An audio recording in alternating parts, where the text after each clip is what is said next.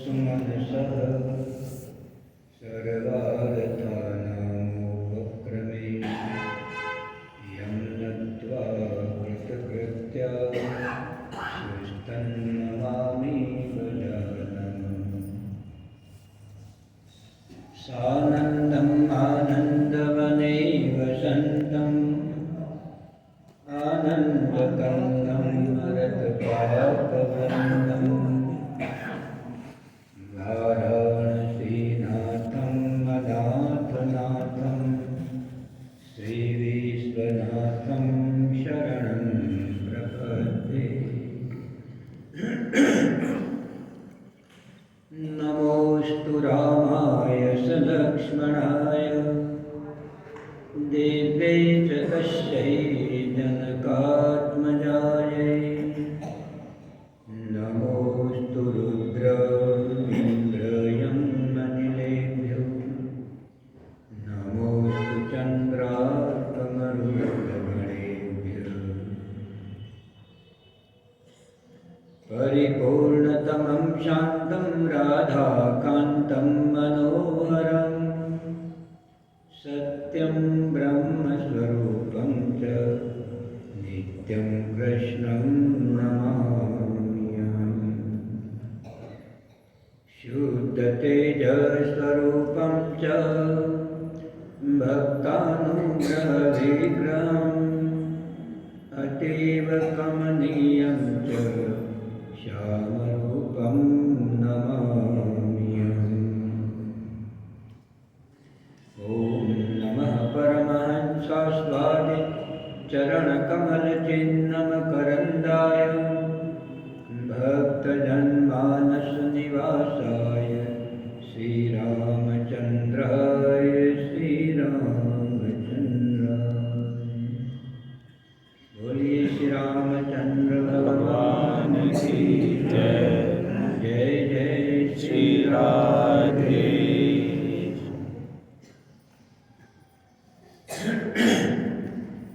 मधुर मधुर नाम सीताराम सीताराम। मधुर मधुर नाम सीताराम सीताराम। मधुर मधुर नाम सीताराम सीताराम। मधुर मधुर नाम सीताराम सीताराम। मधुर मधुर नाम सीताराम सीताराम। मधुर मधुर नाम सीताराम सीताराम। मधुर मधुर नाम सीताराम सीताराम। मधुर मधुर नाम सीताराम सीताराम। सीताराम सीताराम सीताराम भज सीताराम। सीताराम सीताराम सीताराम भज सीताराम। सीताराम सीताराम सीताराम भज सीताराम। सीताराम सीताराम सीताराम भज सीताराम। मधुर मधुर नाम राधे श्याम राधे श्याम। मधुर मधुर नाम राधे श्याम राधे श्याम। मधुर मधुर नाम राधे श्याम राधे श्याम। मधुर मधुर नाम राधे श्याम राधे श्याम। मधुर मधुर नाम राधे श्याम राधे श्याम। मधुर मधुर नाम राधे श्याम राधे श्याम। राधे श्याम राधे श्याम राधे श्याम भज राधे श्याम। राधे श्याम राधे श्याम राधे श्याम भज राधे श्याम। राधे श्याम राधे श्याम राधे श्याम भज राधे श्याम। राधे श्याम राधे श्याम राधे श्याम भज राधे श्याम। मधुर मधुर नाम राधे श्याम राधे श्याम।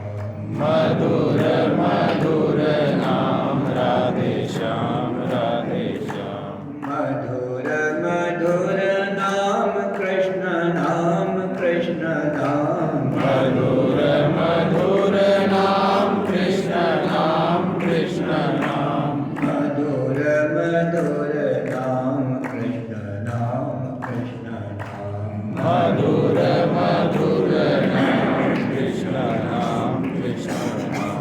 मधुर मधुर नाम कृष्ण नाम कृष्ण नाम। मधुर मधुर नाम कृष्ण नाम कृष्ण नाम। कृष्ण नाम कृष्ण नाम कृष्ण नाम भज कृष्ण नाम। कृष्ण नाम कृष्ण नाम कृष्ण नाम भज कृष्ण नाम। कृष्ण नाम कृष्ण नाम कृष्ण नाम भज कृष्ण नाम। कृष्ण नाम कृष्ण नाम कृष्ण नाम भज कृष्ण नाम। मधुर मधुर नाम सीताराम सीताराम। मधुर मधुर नाम सीताराम सीताराम। मधुर मधुर नाम सीताराम सीताराम। मधुर मधुर नाम सीताराम सीताराम। मधुर मधुर नाम सीताराम सीताराम। मधुर मधुर नाम सीताराम सीताराम।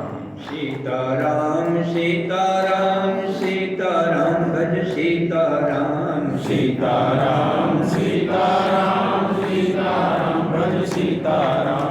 सीताराम सीताराम सीताराम भज सीताराम। सीताराम सीताराम सीताराम भज सीताराम। सीताराम भज सीताराम। सीताराम भज सीताराम। राधे श्याम भज राधे श्याम। राधे श्याम भज राधे श्याम। राधे श्याम भज राधे श्याम। राधे श्याम भज राधे श्याम। मधुर मधुर नाम राधे श्याम राधे श्याम। मधुर मधुर नाम राधे श्याम राधे श्याम। बोलिए श्री रामचंद्र भगवान भगवान की जय। श्री कृष्ण चंद्र भगवान की जय। श्री शिव शंकर भगवान की जय। जय जय श्री राधे श्याम। परम करुणा वर्णालय भूत भावन चित भावन विश्व भावन आनंदकन भगवान श्याम सुंदर के चरणारविंद में नमन करो। अपनी दिव्यता का भी स्मरण करो। हम दिव्य ही नहीं दिव्याति दिव्य हैं। आपके मन का संकल्प आपके भीतर की जो दिव्यता है इसको प्रकट करती है। ये सामर्थ्य आपको प्राप्त है। आप जब अंतर्मुख होकर परमात्मा की रचना का स्मरण करेंगे, जब परमात्मा हमारे देह को अपना मंदिर अपना घर बनाकर निवास करता हो और मनुष्य अपने ही घर में अपने ही प्रभु को खोज रहा, थोड़ा आश्चर्य होता है। ये समझने वाली बातें हैं। देखिए, मैंने सन 88 में भागवत की कथा करना बंद किया था। कारण ये था कि जब भगवान श्री कृष्ण उद्धव जी को अपने माता पिता,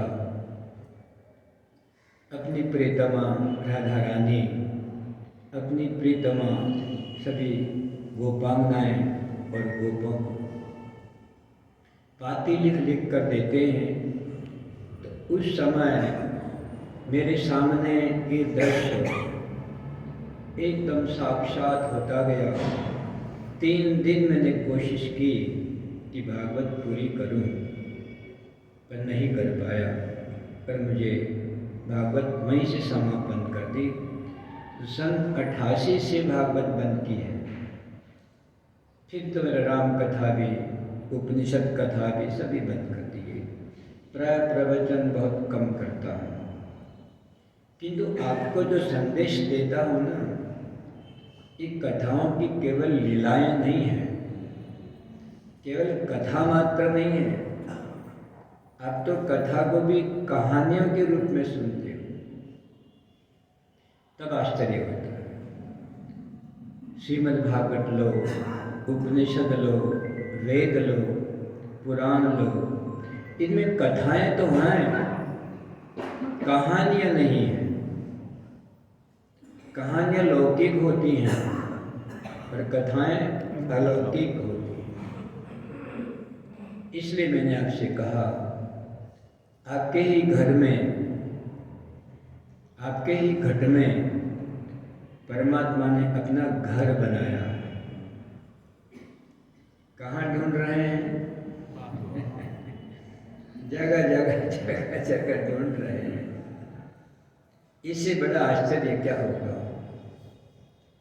साधु संगति बड़ी दुर्लभ है,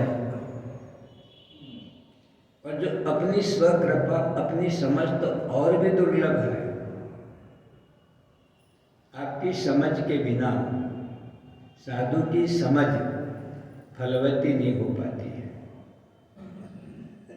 ठीक है ना?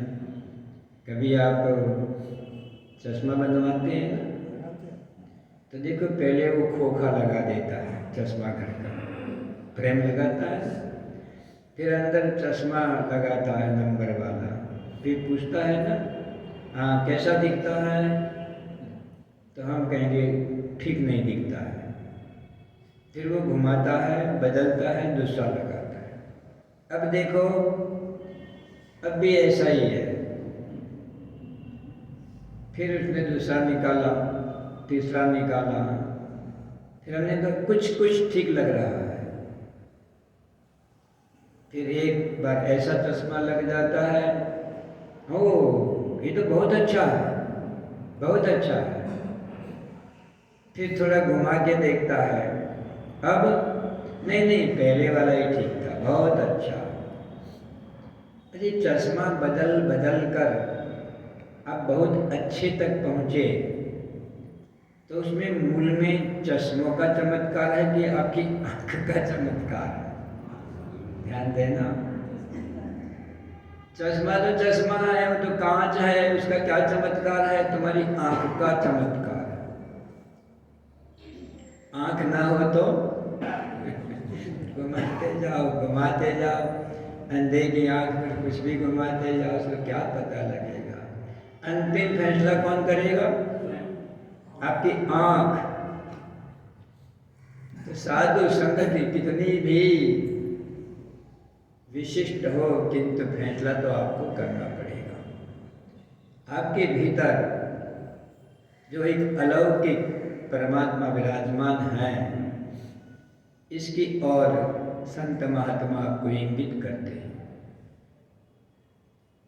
एक भी व्यक्ति बाबू को छोड़कर, क्योंकि बाबू तो हमारे सत्यनिष्ठ, धर्मनिष्ठ, तो क्या कहूँ, शब्द अधूरे लगते हैं। यदि मैं बाबूजी की प्रशंसा करूं तो शब्द लिखूंगा, फिर मिटा दूंगा, फिर लिखूंगा, फिर मिटा दूंगा, ये नहीं, ये नहीं, ये नहीं, तो मालूम पड़ता है नहीं थी, नहीं थी। कौन बोलता है? वेद। वेद बोलते हैं नहीं थी, नहीं थी। इसका मतलब ये नहीं कि कुछ है ही नहीं। जो लिखा गया है वो पर्याप्त नहीं है, अनंत। जितना मैं वर्णन करता हूँ उससे और आगे और आगे। नैतिक अर्थ क्या होता है? और आगे। इतिश्री नहीं, बस हो गया, वर्णन नहीं कर सकते हैं, ऐसा वेद नहीं बोलता है। वेद बोलता है तुम जितनी बार देखते हो इतनी बार मैं नया दिखता हूँ। नवम नवम नमामि नंद संभवम, प्रार्थना करते हो ना? नवम नवम नमामि नंद संभवम। अरे जितनी बार देखता हूँ तो पहले वाले को कहूँ कि सामने खड़ा है उसको सोचूं, फिर देखता हूँ, बार बार देखता हूँ तो नया नया नया और एक एक से बढ़कर ऐसे सपने आने चाहिए। जब मैं उत्तरकाशी के अंदर निवास करता था तो एक ध्यानानंद जी तपोभूमि जो है तपोवन स्वयं महाराज जी का नाम था। उनकी कुटिया में बैठकर मैं ध्यान करता था, क्योंकि हम लोग बड़े बड़े कैंप पे लगाते थे तो मैं एकांत में रहता था। कैंप डॉक्टर लोग लगाते थे, मैं एकांत में रहता था। वहीं पर ऐसा गंगा जी का दृश्य दिखाई देता। ये गंगा नहीं है, मैं आकाश गंगा की बात करता हूँ, देव गंगा की बात करता हूँ, जहाँ पर जो चिन्मयी धारा, चिद्रूपी धारा, जिसको सदरूपी आनंद रूपा धारा बोलते हैं, अथवा जो गोलोक की दिव्य धारा, जिसमें जब कृष्ण को देखता था, जितनी बार वो कृष्ण इस धारा में से निकलता था, पीतांबर वह होने के बाद भी वह नहीं होता था। एक ही रंग में करोड़ों रंग दिखाई देते थे। आश्चर्य है, हम तो इतना रंग बना भी नहीं सकते। और जितनी बार निकलता नया नया रूप, नया नया उमंग, देखते जाओ। आपको यदि कितना ही कीमती हार दिखा दिया जाए ना, बदले नहीं तो बदल के वो हार आपके सामने आए तो देखने का मन करेगा ना, और नहीं तो थोड़ी देर देख हाँ ठीक है रख दीजिए। परमात्मा उसका नाम नहीं है, भक्ति उसका नाम नहीं है, प्रेम उसका नाम नहीं है। अरे प्रेम का छींटा यदि झूठ पे पड़ जाए तो झूठ भी प्रेम बन जाए। मैं वर्णन नहीं कर सकता हूँ बाबू का, किंतु मैं आपसे कह सकता हूँ, यदि आपने एक बात हृदय में उतार ली, सत्य की एक धारा आपके अंदर उतर गई, तो याद रखिएगा सत्य की धारा का प्रवाह को रोक नहीं पाएगा, न कभी बंद होगी। यही तो सत्संग है कि बस सुन लिया और बंद हो गया, हृदय में परिवर्तन न हुआ, जीवन बदला नहीं। जो आपको बदल नहीं सकता है, मैं उसको सत्संग नहीं कहता। सत्संग तो उसको बोलते हैं जो सत्य का संग हो, झूठ का नहीं। यदि हम शरीर ही बने रहे, शरीर का ही प्रभाव हम पर राज्य करता रहा, शरीर के धर्म जो लोक धर्म है वही हमको चुंबक की तरफ खींचते रहे, व्यक्ति कहाँ, वो धारा नहीं। मैं तो उस धारा की बात करता हूँ जो हृदय में उतर गई। एक छींटा भी प्रेम का झूठ पे भी पड़ गया तो झूठ सचमुच हो जाता है। परमात्मा उसी का नाम है। झूठ मुठ प्रेम करो और सचमुच मान लो। क्या कमाल है। अरे तेरा झूठ मुठ नाम लिया था अजामिल की तरह, तू तो सचमुच खड़ा हो गया।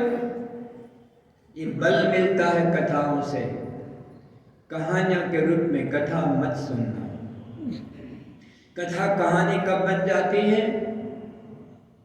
जब इसमें दिखावा शुरू हो जाता है। गंगा में उतना कचरा मत डालो।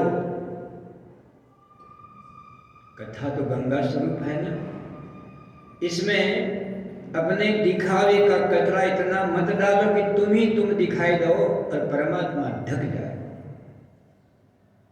झूठ तो नहीं बोल रहा हूँ, कथा भी नहीं कर रहा हूँ, आपको भागवत भी नहीं सुना रहा हूँ, किंतु जो भागवत का सार है, जो भागवत के भीतर जो अनमोल मोती छिपे हैं, उसको ढूंढ ढूंढ के आपके सामने रखता है।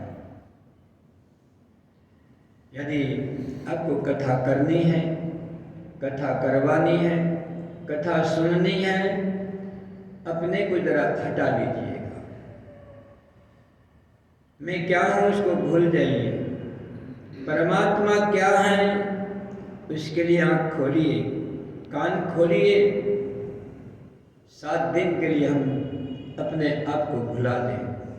मेरे पास क्या है, मैं क्या हूँ, मेरा शरीर, शरीर के धर्म, इनका संस्मरण कम से कम हफ्ता भर तो नहीं आना चाहिए। वर्तमान में आप देख रहे हैं कितनी विकृतियां आई हैं। उस पवित्र गंगा की धारा में इतना कचरा डाल दिया, अहम का, अभिमान का, दिखावे का, इतना प्रदर्शन होता है। उस प्रदर्शन के अंदर परमात्मा खो जाता है। वृंदावन में फूल बंगले होते हैं ना, फूल बंगले होते हैं तो आदमी भगवान को कम देखता है और फूलों को ज्यादा देखता है। इसकी माया है ना। अरे माया तो बड़ी चमकती है। जो नकली हो और चमक भी ना हो तो कौन माथा लगाएगा। असली हीरे में गुण ज्यादा होते हैं और नकली हीरे में चमक ज्यादा होती है। ध्यान रखिएगा। नकली आदमी को पहचानना बहुत मुश्किल है। जब भी आप भगवान की कथा सुने, कहानियों के रूप में नहीं, कहानी तब बनती है जिसमें मैं दिखाई देता हूँ। याद रखिएगा, आंखें और हृदय खोल दीजिए। कोई भी संत हमको उपदेश करता है, उस समय पर हम अपने को हटा दें। मैं बड़ा हूँ, कैसे बड़ा हूँ? कल बतलाया था, कोटि कोटि ब्रह्मांडों के बीच में दिखता भी नहीं। आप याद रखिएगा, भले ही आप उस ब्रह्मांड के नक्शे में नहीं दिखाई देते हो, किंतु परमात्मा की आंख चींटी के पांव में बंधे हुए घुंघरू की आवाज भी सुन लेता। क्या उसकी दया है हमारे ऊपर? आप कितने अलौकिक भाग्यशाली हैं कि आपके घर तक गंगा उतरी है। यही गंगा बहती है ना। कितनी दूर है? यहाँ से कोई आधा किलोमीटर। ओ, बिल्कुल हमारे घर के आंगन में बह रही है। कहाँ से निकली, घूमती घामती, उतरती उतराती, झूमती झामती, मुड़ती मुड़ाती, आपके घर तक आ पहुंची। वह गंगा की धारा हिमालय से उतरती है। ध्यान रखिएगा, इसके पीछे बहुत बड़ा रहस्य है। गंगा की पूजा क्यों करते हैं? केवल पानी देखकर पूजा नहीं होता है। उसकी विचारधारा, ये जल की धारा नहीं है, इसके भीतर विचारों की धारा है, अमृत की धारा है, पाप नाशिनी, पाप नाश करने वाले तत्व की धारा है। साक्षात परमात्मा जल बनकर बह रहा है और ये आपके घर तक पहुंचा है। आधा किलोमीटर की दूरी होती है और ये पूछा जाए तो परमात्मा तो दुराज सुदूर है। इतना दूर कि हम गगनयानों के द्वारा बैठकर भी यदि यात्रा पूरी करें। अरे गगनयान तो छोड़ दो, भगवान विष्णु ने यात्रा की, भगवान ब्रह्मा ने हंस पर बैठकर यात्रा की, किंतु जो तेजोमयी अनंत स्वरूप, जो ब्रह्म ज्योति स्वरूप शिव हैं, इनको नहीं पहुंच पाए। वो नहीं पहुंच पाए, हम कहाँ से पहुंचेंगे? किंतु ये मत भूलना, और छोर का तो पता नहीं लगता है, मगर शिवलिंग का, ज्योतिर्लिंग का, जो ब्रह्म ज्योति है उसका तो पता लगता है कि खड़ी है सामने। ये कहना अधूरा रह गया बाबू। ये तो कथा आती है ना कि ब्रह्मा जी था लेने गए, कितने ऊंचे हैं, कितने ऊंचे हैं, अपनी गति और करोड़ों कल्पों तक दौड़ते रहे, तब भी उस ब्रह्म ज्योति का छोर नहीं मिला।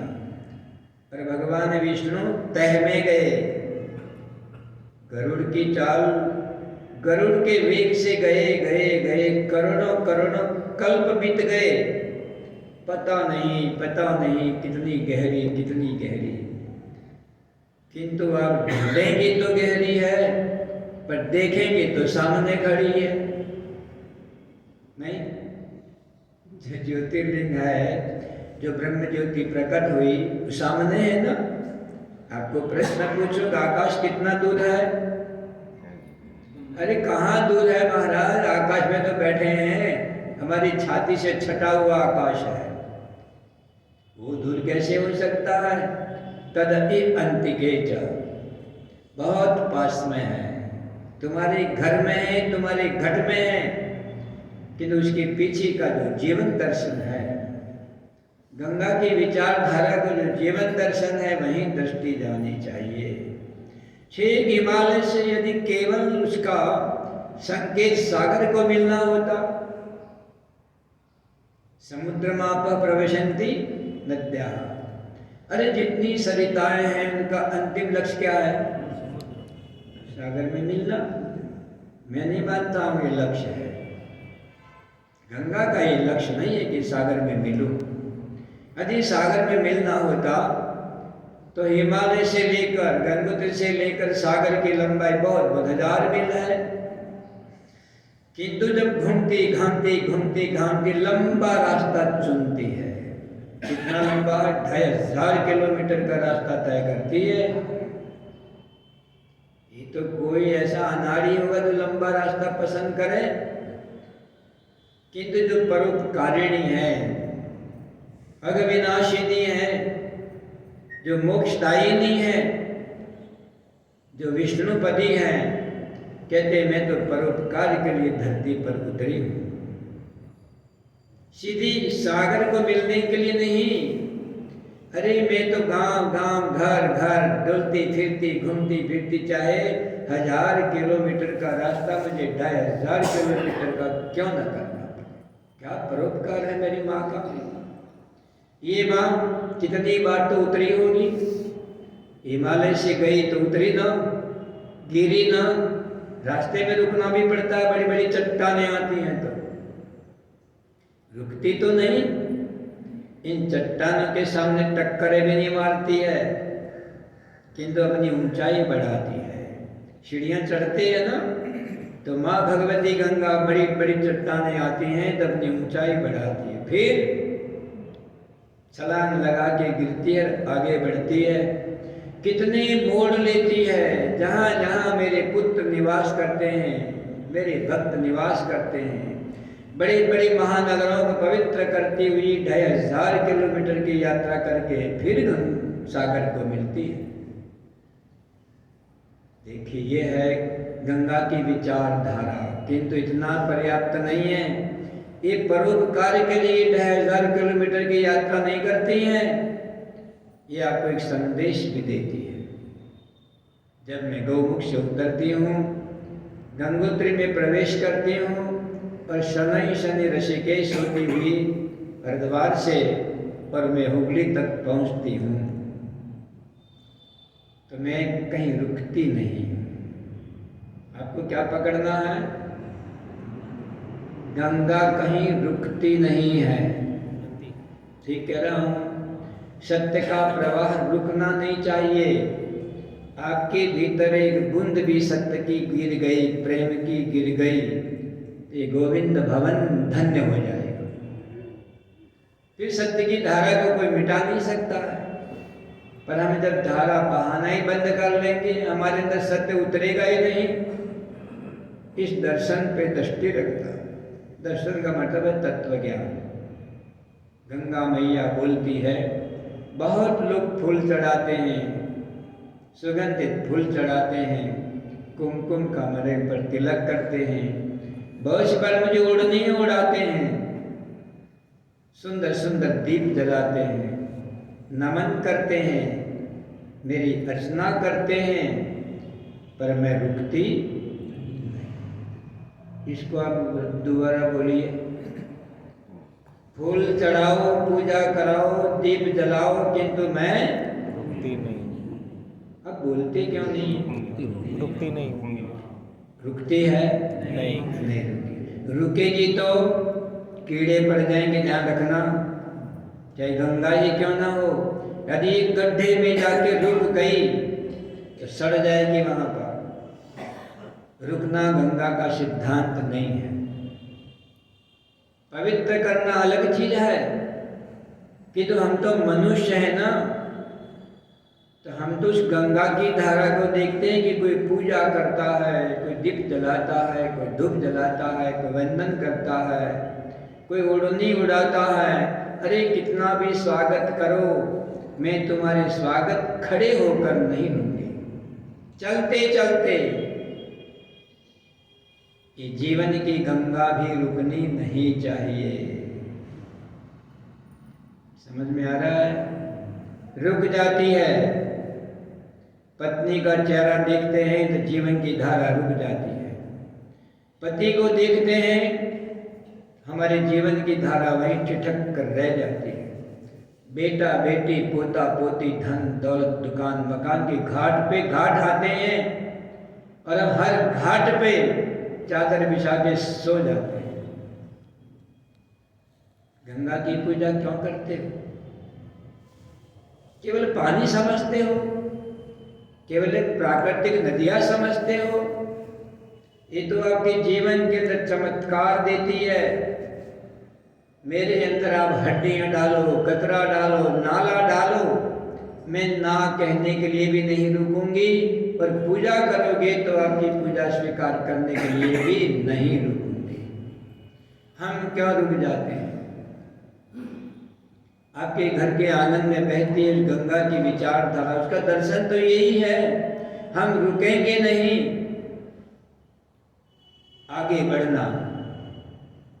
मैं कहता हूं इतना समझ में आ गया, आप नहीं भी बढ़ोगे तो आपका जीवन रुकने वाला नहीं है। पांव रखकर आगे बढ़ेगा। ये जीवन की धारा रुकी नहीं, ये चलती जाएगी। तो फिर गंगा नहीं रुकती है, इसलिए उसकी पूजा होती है। आपकी पूजा इसलिए नहीं होती है कि आप महात्मा बन गए हैं, कि आप कथा करते हैं, नहीं नहीं।